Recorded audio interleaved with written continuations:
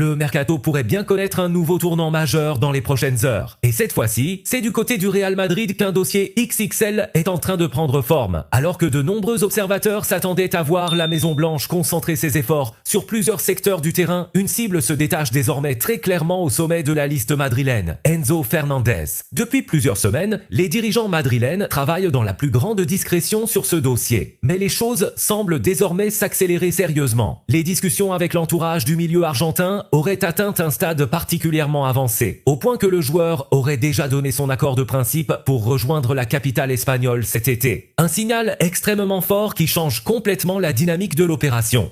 Car lorsqu'un joueur du calibre d'Enzo Fernandez ouvre la porte à un départ, les négociations prennent immédiatement une autre dimension. À seulement 25 ans, le champion du monde argentin s'est imposé comme l'un des milieux les plus complets de sa génération. Son volume de jeu, sa qualité de passe, sa capacité à orienter le rythme d'une rencontre et son leadership naturel en font aujourd'hui l'un des profils les plus recherchés du football européen. Et justement, au Real Madrid, certains estiment que le moment est venu d'entamer une nouvelle reconstruction au milieu de terrain. Malgré la présence de plusieurs talents majeurs dans l'effectif, les décideurs madrilènes souhaitent préparer l'avenir avec un joueur capable de devenir le véritable chef d'orchestre du projet sportif des prochaines années. Un profil capable de prendre les commandes du jeu dans les grands rendez-vous européens et d'assumer les responsabilités dans les moments décisifs. C'est précisément la raison pour laquelle Enzo Fernandez est devenu la priorité absolue du club. Mais ce qui rend ce dossier encore plus fascinant, c'est l'identité de son principal soutien en interne. Depuis son arrivée à la tête de l'équipe, José Mourinho aurait placé le nom du milieu argentin tout en haut de ses demandes. L'entraîneur portugais considère qu'Enzo possède toutes les qualités nécessaires pour transformer l'équilibre de son futur système. Sa vision du jeu, son agressivité dans la récupération, sa capacité à casser les lignes par la passe et son tempérament de compétiteur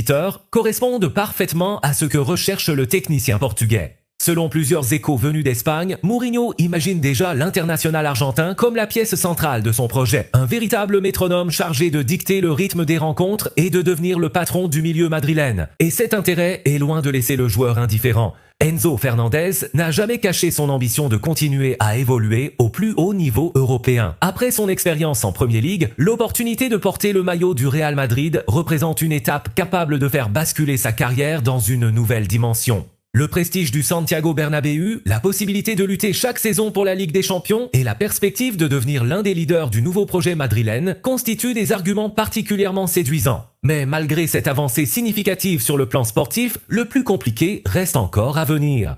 Car du côté de Chelsea, personne n'a l'intention de brader l'un des joueurs les plus importants de l'effectif. Les dirigeants londoniens auraient fixé un prix extrêmement élevé pour envisager une séparation. Les chiffres évoqués dépasseraient les 120 millions de livres sterling, une somme colossale qui pourrait rapidement compliquer les négociations entre les deux géants européens. Chelsea reste conscient de la valeur marchande du joueur et sait parfaitement que plusieurs clubs seraient prêts à se positionner en cas d'ouverture du dossier. Dans le même temps, le club anglais poursuit également ses propres objectifs financiers et réfléchit à une vaste restructuration de son effectif durant ce mercato estival. Face à cette situation, Florentino Pérez prépare déjà sa contre-attaque. Le président madrilène travaille sur plusieurs scénarios afin de rendre l'opération économiquement viable. Parmi les options étudiées figure notamment l'intégration de joueurs du Real Madrid dans la transaction, une stratégie qui permettrait de réduire considérablement le montant final du transfert tout en offrant à Chelsea des solutions immédiates pour renforcer son effectif. Pour l'instant, aucune offre officielle n'aurait encore été transmise aux Blues, mais tout indique que le contact direct entre les deux clubs pourrait intervenir très prochainement. Et c'est précisément ce qui rend les prochaines semaines si décisives.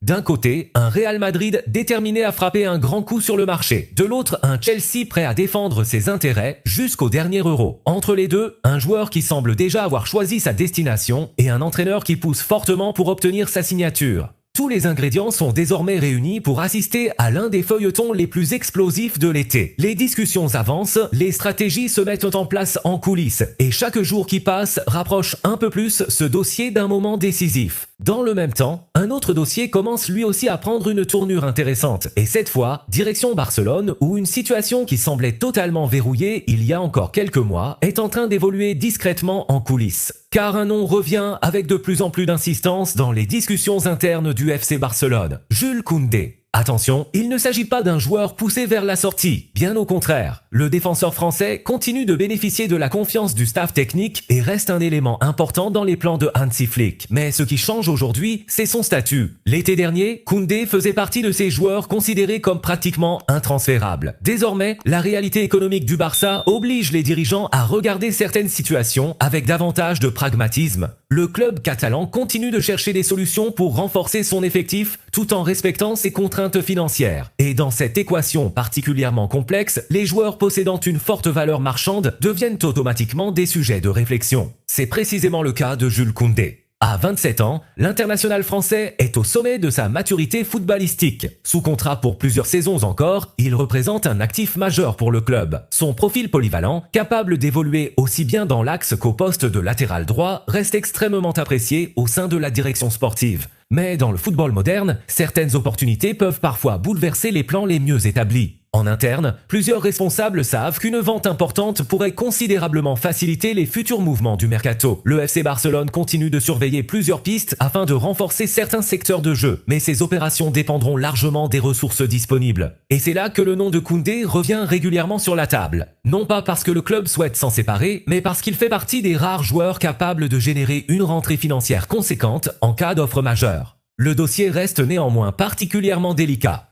Car malgré quelques performances jugées moins régulières ces derniers mois, le défenseur français conserve une énorme cote sur le marché européen. Ses qualités athlétiques, sa vitesse, son expérience au plus haut niveau et sa capacité à défendre dans de grands espaces continuent d'attirer l'attention de plusieurs clubs. Du côté du staff technique, Hansi Flick ne cache d'ailleurs pas son appréciation du joueur. L'entraîneur allemand considère Koundé comme un élément capable d'apporter de nombreuses solutions tactiques. Lorsqu'il évolue sur le côté droit, il offre davantage de solidité défensive et sécurise les transitions. Lorsqu'il est utilisé dans l'axe, il apporte de la vitesse et une capacité précieuse à couvrir les espaces derrière la ligne défensive. Des qualités particulièrement recherchées dans le football actuel. C'est pourquoi le technicien allemand ne milite absolument pas pour un départ du français. Au contraire, il estime que Koundé peut encore jouer un rôle important dans la progression de son projet sportif. Mais pendant que Flick se concentre sur le terrain, Deco travaille déjà sur différents scénarios pour anticiper toutes les éventualités. Le directeur sportif catalan étudie depuis plusieurs mois plusieurs options sur le marché. Des profils capables d'évoluer dans le couloir droit ont notamment été observés. Pas parce qu'un remplacement est déjà programmé, mais parce que le club préfère préparer chaque hypothèse avant qu'elle ne se présente. La stratégie est simple. Si Koundé reste, Barcelone ne prévoit pas d'investissement majeur à son poste. En revanche, si une offre exceptionnelle venait à arriver, les dirigeants auraient déjà plusieurs solutions en tête pour réagir rapidement.